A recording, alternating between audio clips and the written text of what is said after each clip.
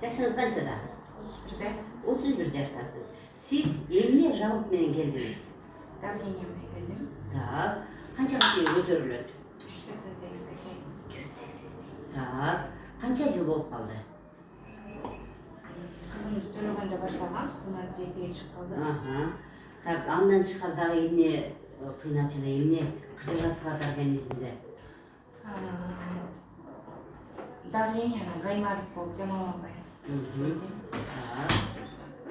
Так. Мындай нерв жагынан? Ооздорум титиреп, денем, колдорум титиреп.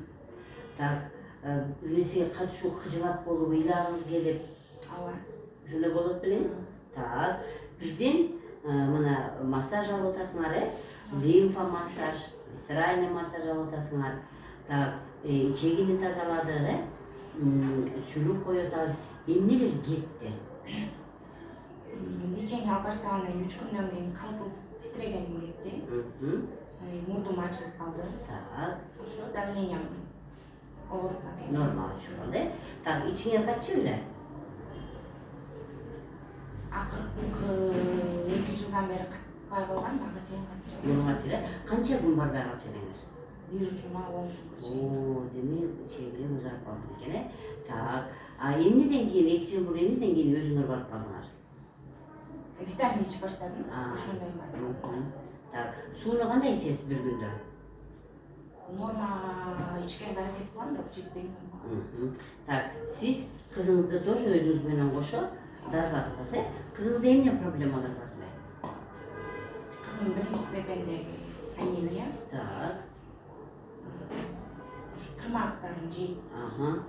Азыр токтотту ошону? Же токтото элекпи? Азыр байкай элекмин, бирок Тырмактын жегенин байкабай калдыңыз. Так. Так. Мындай уйкусу кандай болчу түнү? бул төрөлгөндөн бери уктач эмес негизи. Уктай алчу эмес. Так. Азыр бияка келгенден бери байкап атам, саат 10 баштап уже уктайм деп уктап калат. Абдан жакшы, абдан жакшы. Канчалык нерв эс алса, ошончолук организм жакшы боло баштайт. Эми чындыгында урматтуу мекендештер, тырмак жеген, чач түшкөн, бетине кубактар түшкөн, бул ичегиде курттар болот. Албетте биз курттарды түшүрүп, ушу 5 күн клизма жасап жардам берип атабыз, конечно.